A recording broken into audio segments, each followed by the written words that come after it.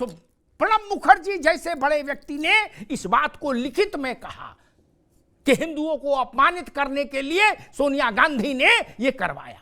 क्या ये सच नहीं कि मुस्लिम लीग ने यह कहा था कि अगर कांग्रेस गई अयोध्या प्राण प्रतिष्ठा समारोह में तो हम समर्थन पर पुनर्विचार करेंगे? क्या सच नहीं है कि राजीव गांधी को यह सलाह किसने दी थी कि शाहवानों वाला कांड करने के बाद अयोध्या वाला कांड करो, कर दो, इस जेब में मुसलमान इस जेब में हिंदू, 500 साल राज करना?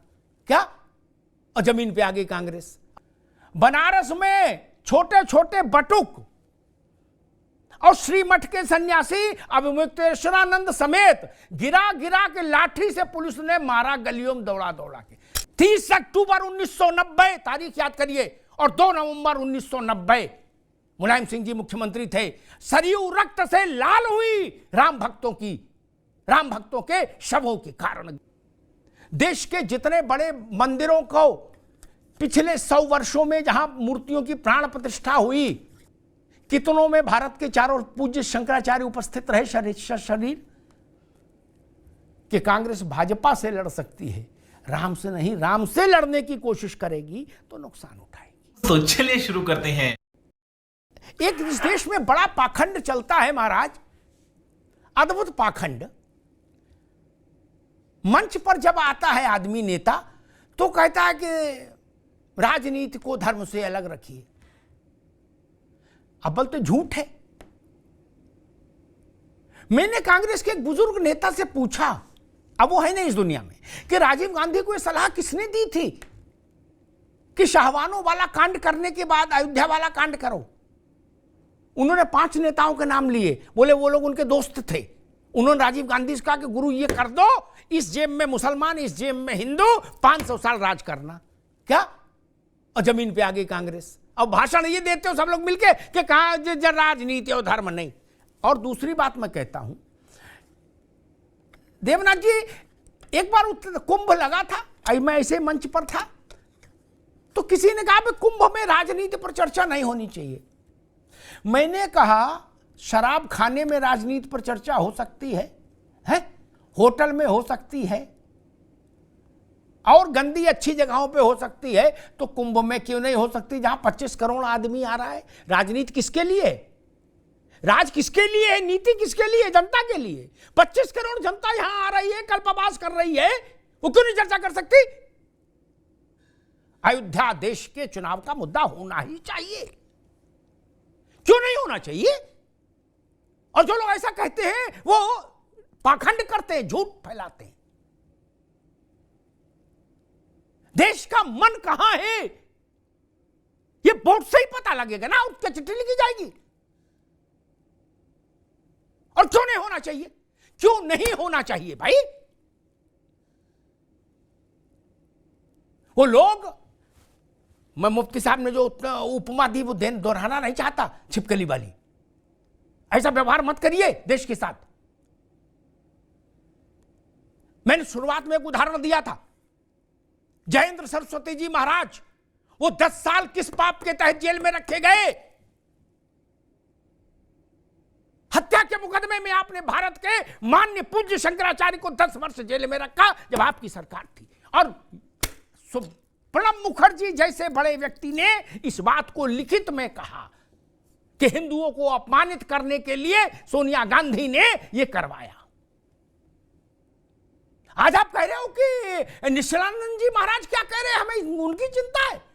आप निश्चलानंद जी की चिंता ना करो। निश्चलानंद जी अपना जानते हैं, आपसे ज्यादा समझदारी है उनके पास, वो जगत गुरु है। और एक बात बता दूं, शायद लोग भूल जाते हैं, अभी मुक्तेश्वरानंद जी की भी चर्चा हो रही है। अभी मुक्तेश्वरानंद जी योगी जी, हमारा उनसे बड़ा स्नेह रहा, उनकी बड़ी कृपा हम पर रही। जब वो स्वरूपानंद जी महाराज के शिष्य थे, तब से अखिलेश यादव मुख्यमंत्री थे, जो इंडिया अलायंस के प्रमुख कार्यकर्ता हैं, नेता हैं इस वक्त। बनारस में छोटे छोटे बटुक और श्रीमठ के सन्यासी अभिमुक्तेश्वरानंद समेत गिरा गिरा के लाठी से पुलिस ने मारा, गलियों में दौड़ा दौड़ा के। सिर्फ अमिताभ अग्निहोत्री खड़ा हुआ, सिर्फ अमिताभ अग्निहोत्री उनके पक्ष में।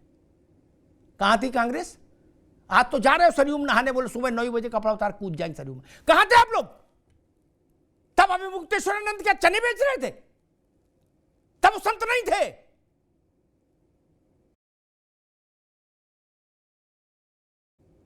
वो शंकराचार्य के उत्तराधिकारी थे, जैसे राजा का युवराज होता है, उस हैसियत के व्यक्ति थे।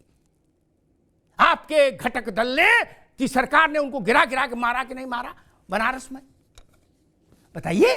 आज बड़ा वो जयंत सरस्वती को रात में, क्या मैं कहता हूं सुबह डिटेन नहीं कर सकते थे? रात में त्रिकाल पूजा हो करने की तैयारी कर रहे थे महाराज। 2300 वर्षों से उस मठ में वो पूजा अनवरत जारी थी, वो खंडित कर दी गई। आज आपको शंकराचार्य याद आ रहे हैं। और एक बात मैं और कहूंगा, शंकराचार्य जी के प्रति पूर्ण सम्मान रखते हुए मैं किसी धर्म के बड़ी विभूतियों पर टिप्पणी नहीं करता, लेकिन एक बात मैं कहूंगा,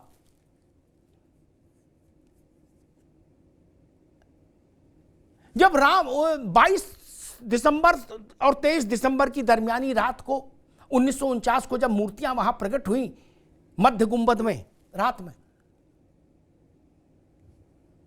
उस प्रयत्न में, प्रयास में, समारोह में कोई शंकराचार्य नहीं था।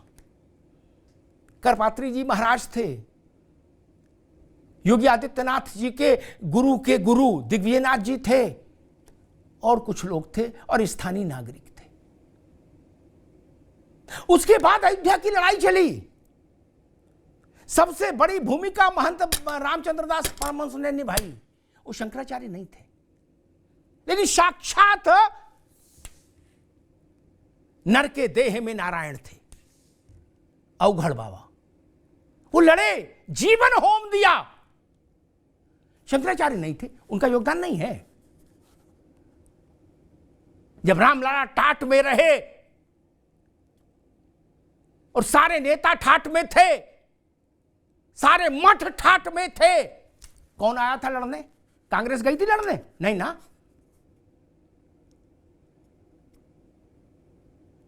चांदी और सोने के छत्र के और बग्घी में चलने वाले धर्म पुरुष भी तब नहीं गए अयोध्या। तब जाना चाहिए था ना, राम के लिए लड़ना चाहिए था ना, आंख में आंसू आना चाहिए था ना।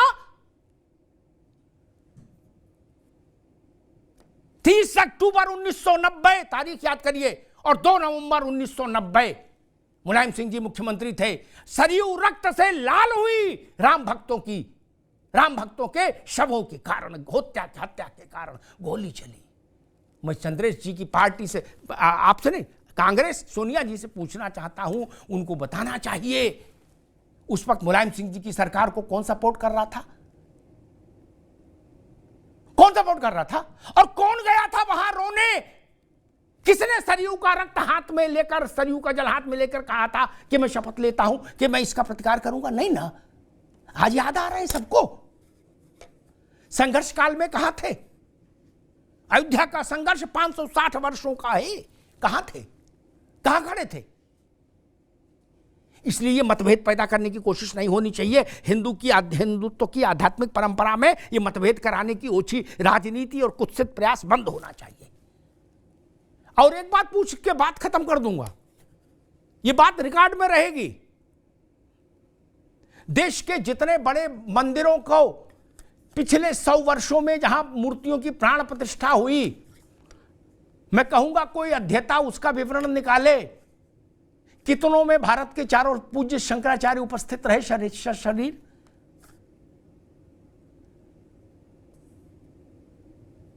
किसी बात कर रहे हो? महाराज की आड़ में छुपना चाहते हो?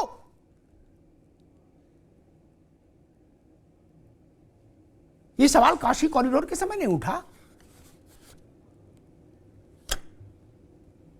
यह भाव नहीं चलेगा कि सोमवार को यह कहो अयोध्या में हमने काम किया और मंगल को कहो कि हम अयोध्या नहीं जाएंगे। यह भी इधर ननकू को भी साध लो, उधर रज्जाक को भी साध लो। यह राजनीति नहीं चलेगी।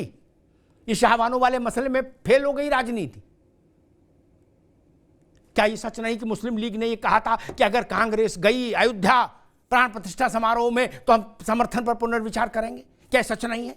और क्या यह सच नहीं कि राहुल गांधी केरल से चुनाव लड़ते? और क्या यह सच नहीं कि केरल में मुस्लिम लीग की हैसियत है? आपको उसका समर्थन चाहिए?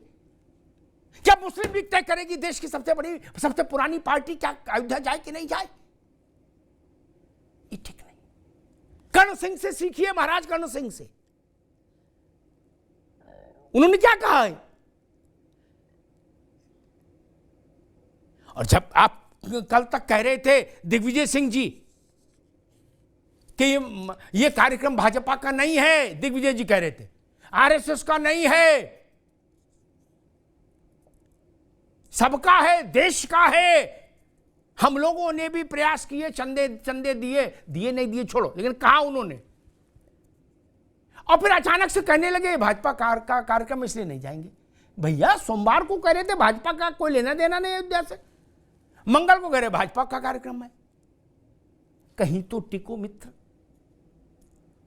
ये मंदिर 150 साल के लिए नहीं, हजारों साल के लिए है। और राम तो समय के पार हैं, काल से परे। कांग्रेस, भाजपा, सपा, तृणमूल ये सब आएंगी जाएंगी, राम रहेंगे। ऐसा भाव नहीं जाना चाहिए कि आप किसी पार्टी से लड़ते लड़ते राम से लड़ते दिखने लगे।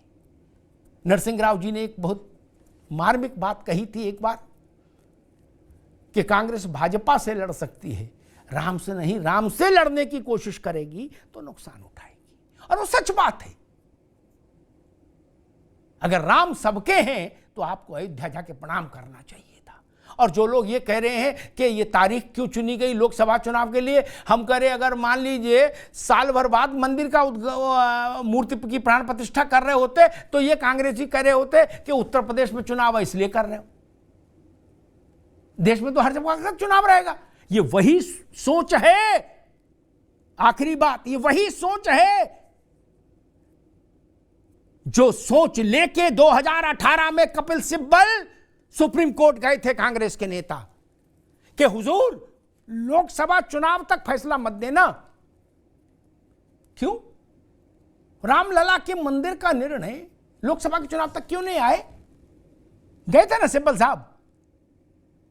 यही डर कांग्रेस को, चुनाव के समय क्यों? राम का मूर्ति का प्राण प्रतिष्ठा का मुहूर्त काशी के विद्वानों ने निकाला, काशी विद्युत परिषद के विद्वानों ने निकाला। वो मुख्य चुनाव आयुक्त के कार्यालय नहीं जाती एप्लीकेशन। रामलला की मूर्ति के प्राण प्रतिष्ठा की विधि और विधान दूसरा है। चुनाव कब होंगे नहीं होंगे चुनाव वाले जाने। ये देश रामलला वाला है। मुहूर्त तय कर दिया संतों ने, विद्वानों ने, देश चल पड़ा। देश के साथ चलिए। प्रतिक्रिया मंच। राम मंदिर को विपक्ष ने ऐसा मुद्दा बना दिया जबकि यह कोई मुद्दा ही नहीं, यह आस्था की बात है। पहले राम मंदिर बनने में रोड़े अटकाए, कहा कि राम का अस्तित्व ही नहीं। राम मंदिर के खिलाफ 24 वकील खड़े किए। अब जब राम मंदिर बन रहा है तो कहने लगे न्योता नहीं आया। न्योता आया तो कहने लगे कि यह बीजेपी का कार्यक्रम है, हम अपने समय के मुताबिक राम मंदिर जाएंगे। अमिताभ अग्निहोत्री जी ने कांग्रेस प्रवक्ता को चुप रहने पर मजबूर कर दिया। विपक्ष की ऐसी बैंड बजाई, जो भी तर्क, जैसे कि शंकराचार्य जी नहीं आ रहे तो हम क्यों आए, के तर्क को वितर्क कर दिया। अगर आप ऐसे ही वीडियो देखना पसंद करते हैं तो प्रतिक्रिया मंच को सब्सक्राइब कर लीजिए। वीडियो पसंद आए तो कमेंट कीजिए, लाइक कीजिए, शेयर कीजिए। अगले वीडियो में आपसे मुलाकात होगी। जय हिंद, जय भारत।